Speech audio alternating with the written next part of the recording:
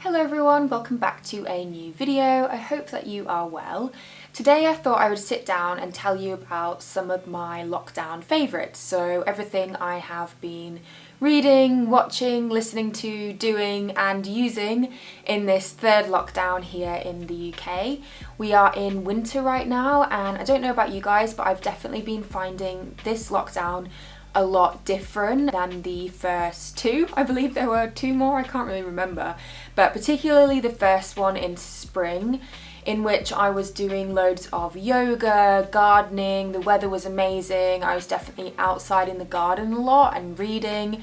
And now we are in winter, it's currently snowing outside, although it's also sunny, which is quite interesting. But as a result, I can't spend as much time outside just sat because it's cold. So I've been doing a lot more kind of indoor, homey, cozy things.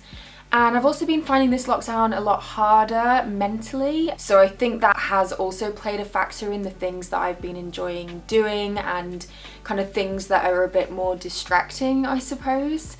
So yeah, I'm going to talk through some of the things that I have been enjoying in lockdown and hopefully it'll give you some inspiration for things to do, watch, read, listen to. So yeah, we're going to start off with books.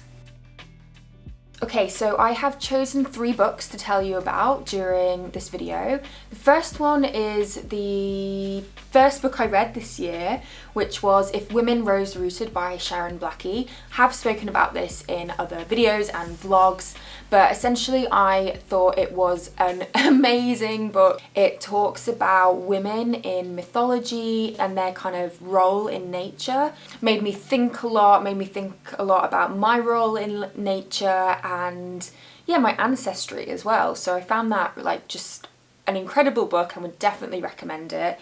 The book I'm currently reading is this one, which is called The New Wilderness by Diane Cook.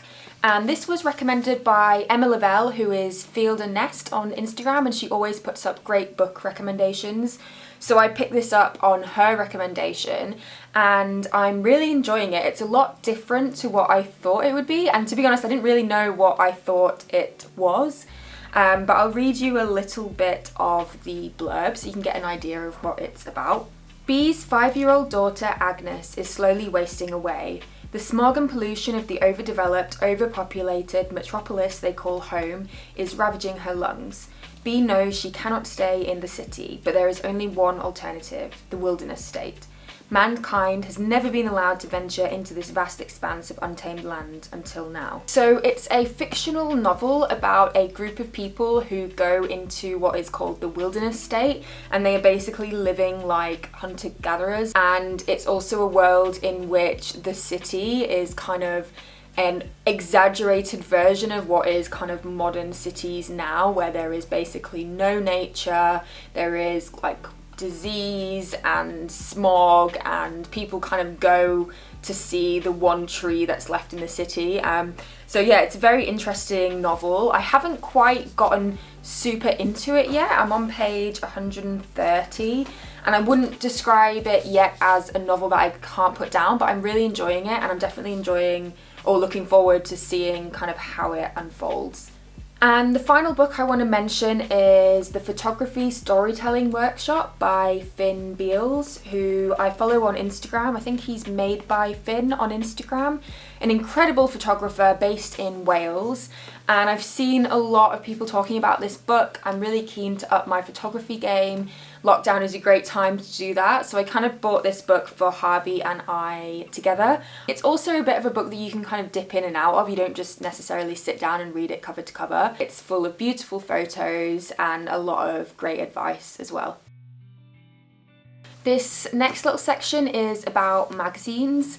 Now, funnily enough, I haven't really read a magazine for years up until recently. I used to love magazines when I was younger, and then I think when kind of blogs and the internet took over, I just stopped reading magazines. But in lockdown, I've been getting really into magazines again, and I am really excited to go down to the supermarket and pick up a new magazine, which is kind of interesting. So yeah, I thought I would mention some of the magazines that I've been enjoying. So the first one, I mean, it is a magazine in that it is, I think they come out twice a year, so it's Lodestar's anthology, but it's really more like a book. This one is Wales. It is just beautiful. I mean, look at it. And it is filled with incredible photography, stories. It's kind of like a inspirational travel guide in a way for a trip to Wales, and I absolutely love Wales. There's also some photographers and writers who I follow on Instagram who have work in here. I'm really looking forward to kind of cozying up on the sofa in the evening and reading this magazine. The next one I'm going to talk about is Enki magazine, which it says the home of design and architecture for modern living. And I've been a little bit obsessed with kind of cabin culture at the moment. I don't know if that's the right terminology for it. You know, I have a dream of buying a plot of land and building a cabin and living off the land on it. And this magazine caught my eye. I think it was on Instagram that I saw it. So I bought a copy online, and this is actually the Christmas edition. I've just ordered their latest edition, all about modern design and architecture, and it's just filled with beautiful modern cabins, designer homes. Personally speaking, I quite like traditional design as well, so actually that kind of leads on to the next magazine which I've chosen, which is a little bit of a guilty pleasure, I'm not gonna lie, but it is Country Living magazine. I have been really enjoying picking up a Country Living magazine from the supermarket every month when we've been going down. I'd say that my style in design is kind of a cross between these two magazines. Like, I love that kind of modern Scandinavian look, but I also love cottages and like rustic wooden things and stone. So I think that the combination of these two magazines is definitely feeding into what I have envisaged my dream home might be, which is, I guess, something I'm thinking a lot about because we are currently in the process of moving, though we won't be moving into our dream home by any means, we're just moving into another rental property, but I've been thinking a lot about the kind of house that I want one day. But yeah, I really enjoy reading Country Living. I didn't really realise that it had more than just kind of homes in it. It has a lot to do with nature, recipes, interviews with interesting people. Like, there was an interview in this one with a young couple who run a farm down on Dartmoor, which I thought was like a really interesting story. And I definitely pick up great brands to check out from the magazine. So yeah, and I mean, this one you can just pick up from the supermarket, so I've been quite enjoying just popping in, seeing if there's a new copy in there.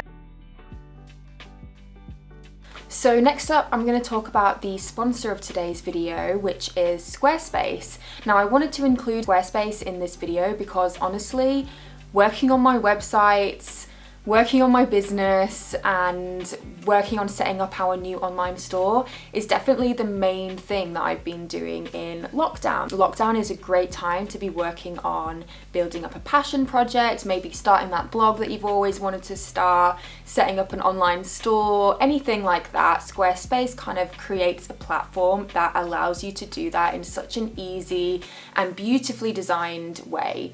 So if you don't know, Squarespace is a website building platform with customized templates that you can choose from. As I said, it also has a commerce feature, so that is how we have been setting up our online store. And it's just been an absolute joy to be able to do that and have that to be working on in lockdown. I'm definitely a little bit of a workaholic, so it has been taking up a lot of time, but also time that I'm really enjoying using. Something that I think I'm going to have as a project for my Squarespace website for the next month or so is setting up a newsletter. It's something that I've been thinking of doing for a while, and Squarespace have amazing features that allow you to create a mailing list and send out beautifully designed newsletters to your audience super easily, so you can tell them about things going on, new products we've got in our store, inspiration for post-lockdown trips, all that kind of thing. So if I have managed to set that up before this video goes live, then I will definitely put a link down below so you can sign up to the mailing list on Ramble Guides if you like. And if you would like to set up your own Squarespace website or check out what they have to offer, then do head over to squarespace.com for a free trial. And when you're ready to launch, head to squarespace.com/AthenaMella for 10% off a website or domain. I think you guys know by now that as much as I love getting outside and going on adventures, I also love coming home, being cozy, nestling under a blanket with a good book or magazine, and yeah, just feeling cozy. And I guess that is what this lockdown has been a lot about, because we haven't been able to get out as much. So the first thing that I want to mention is my So Cozy blanket, which I showed in a video, and I also ran a little competition with them over on Instagram, so you probably have seen it by now. Oslo's actually currently cozied up underneath the blanket right there, so I can't show it you, but I'll put in some clips of it. But yeah, I'm absolutely obsessed with my So Cozy throw. It was a lot bigger than I thought it would be when it arrived. I have quite a lot of woolen throws, as you can see behind me. I've got this one, but they're all kind of small. This one is literally the size of our double bed. It goes over across our whole bed if we wanted it to, but I tend to have it down here on the sofa. Mine is made from Gotland wool, which comes from Sweden, and they are all ethically and sustainably made. I may have a discount code by the time this video comes out, so if I do, then I'll put it up on the screen here, and I'll also put it down below with a link to the throw that I have. But they have so many beautiful designs, so I definitely recommend checking them out. The final thing in this little category is maybe a little bit random, but honestly, one of the things that brings me joy every single day is making my morning cup of coffee. And I get asked quite a lot what my favourite coffee beans are, and there are definitely quite a few that I really like, but my favourite for quite a while has been Darkwoods coffee. So this is actually roasted really near where I'm from, where my mum lives. It's roasted in a village called Marsden. It is just the most delicious coffee. I used to be one of those people who thought all coffee tastes the same, but this is just, you know, it's just so good. We really like, actually normally we buy Deer Hill, but we bought Under Milkwood this time, which is so nice. And like I say, I get up every morning and I look forward to having my morning cup of coffee. I only have one coffee a day actually, so that one coffee a day brings me a lot of joy. So the next thing I'm going to talk about is podcasts. Now I have to admit that I definitely go through phases with podcasts where sometimes I really love listening to them all the time, and then other times I just haven't listened to a podcast in weeks and weeks. But at the moment I've definitely been getting a little bit more into them. I've been listening to them on my morning walks with Oslo, which has kind of made the fact that I'm doing pretty much the same 3 to 4 walks every day a little bit more enjoyable and exciting. So the first podcast I'm going to mention is one called Control-Alt-Delete by Emma Gannon. I'm just going to read what it says on the little bio here. It says, "This is not a traditional career podcast. It's a podcast for people who've looked at their interests to shape the work they do." That's definitely something that I'm really interested in and that I do a lot of reading and listening about. I mean, it's essentially what I'm trying to do with my life, is kind of make my career my passions, and it's something that I think that we should all, if we are able to, try to do. I've been really enjoying this podcast. I've listened to a couple of really good episodes. One was called Turning Passion into Profit with Kathy Heller, and the other one I really enjoyed was about solo work and loneliness with Rebecca Seal, and it gave some good tips on kind of if you're working from home by yourself, how to kind of stay motivated and look after yourself as well. So yeah, I've been really enjoying that podcast. Another podcast that I've been really enjoying is State of Mind with Grace Kingswell. Grace is a nutritional therapist who I started off by following on Instagram. I then got a little bit obsessed with what she was talking about and bought her ebook, Eggs and Veg, and I've been having eggs and veg every single morning for breakfast and feeling great for it. Then I started listening to her podcast and got really obsessed with that. Then I signed up to her Patreon, so yeah, I'm definitely very kind of interested in what she talks about. She's very honest when she talks about nutrition, and yeah, I just find everything that she is sharing really valuable, and the podcast is really good. I listened to 2 episodes this morning actually. One was called The Problem with Plant Milks, which was really interesting, and then the other one was about called The Problem with Porridge, and that was all about this kind of eggs and veg movement for breakfast. So if either of those things sound interesting to you, definitely go check out her podcast. She has loads of really interesting information as well on her Instagram, so I'll definitely link that below as well. From podcasts, I'm now going to move on to YouTube channels. Now, I watch a lot of YouTube. I definitely watch more YouTube than TV. I don't really watch that much TV. I watch a little bit of Netflix, but mostly I just have YouTube on. I really like, again, I like kind of putting it on in the background while I might be doing something else. Definitely when I'm at home by myself as well, I'll watch a YouTube video on my lunch break, or yeah, it's a bit of a guilty pleasure if I'm honest, but I do watch a lot of YouTube. But I'm going to mention a few of my favourite channels that I've been enjoying at the moment. I didn't want to mention channels that I've already talked about. You guys know that I'm obsessed with Yona Yinton, and every time she posts a video I'm like very excited. I've just chosen some slightly different channels to talk about now. So the first one is a girl called Christian Schaffer. I think that's how you say her surname. But she is an American photographer living in her van, and she's actually only recently started her YouTube channel. And I'm just really enjoying her like very chilled personality, her honesty, and she's kind of making like day in the life style van life videos, also giving advice on living in a van and that kind of thing. And yeah, I just find her like a really calming presence, and I really enjoy her content, so definitely go check that one out. Another couple of channels are Hannah Lee Duggan and Isabel Page, who recently did a little bit of a collaboration on a few videos because Isabel went out to visit Hannah, who's currently traveling around in her van, and they made a series of videos which were just such a joy to watch. And I think if you miss doing trips with your friends, it will definitely give you some kind of good vibes. Definitely very girly style videos. The ones that they did together I thought were like just ultimate kind of girls trip, which yeah, it was just really fun to watch. Both of them have channels, really great channels. Isabel lives in a tiny house in the mountains, and Hannah has also just bought a cabin in the woods, both in America but different sides of America. And yeah, they're both just really cool girls, like very grounded, chilled, fun, and I really enjoy both of their videos as well as the ones that they did together. Next, a channel that I really love, and I kind of just dip in and out of their episodes, and that is Living Big in a Tiny House. And as the name suggests, it's a channel all about people who live in tiny houses. I definitely would recommend the latest episode, which might not be the latest anymore, but at the time of filming this it is the latest episode, with a girl called Ruby. I will link it down below, and she lives in a tiny house on her kind of family land in New Zealand.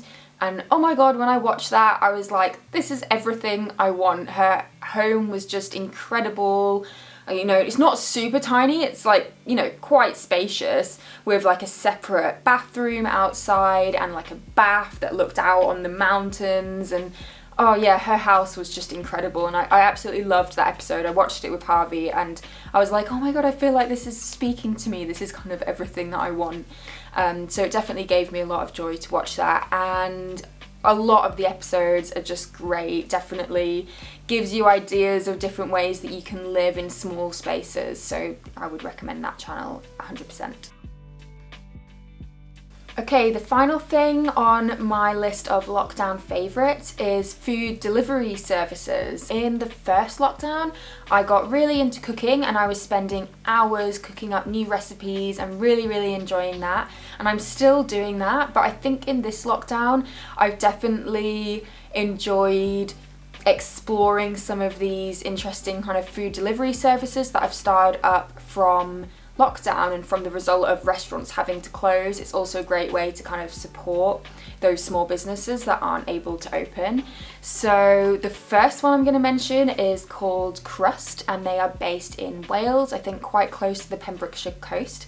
I put out on Instagram that I was really craving cookies, and a few people recommended Crust. It's actually spelled CRWST, and I ordered some cookies for them. They arrived and they are just delicious, and I have definitely been enjoying eating them. I also bought a couple of jars from them as well. I think hazelnut spread and a honey butter, which are just delicious, so would definitely recommend them. The next company is The Dispatch, and this is a website that has partnered up with some top restaurants around the UK to do food delivery services, and this is kind of more of your gourmet dinner style food. So I live not super rurally, but I can't get Deliveroo or anything like that delivered from Sheffield, which is the local city, and we only have one takeaway down in the village or town down the road, which isn't that, you know, it's okay, but we don't really have a lot of options, and I've definitely been missing like really good restaurant food.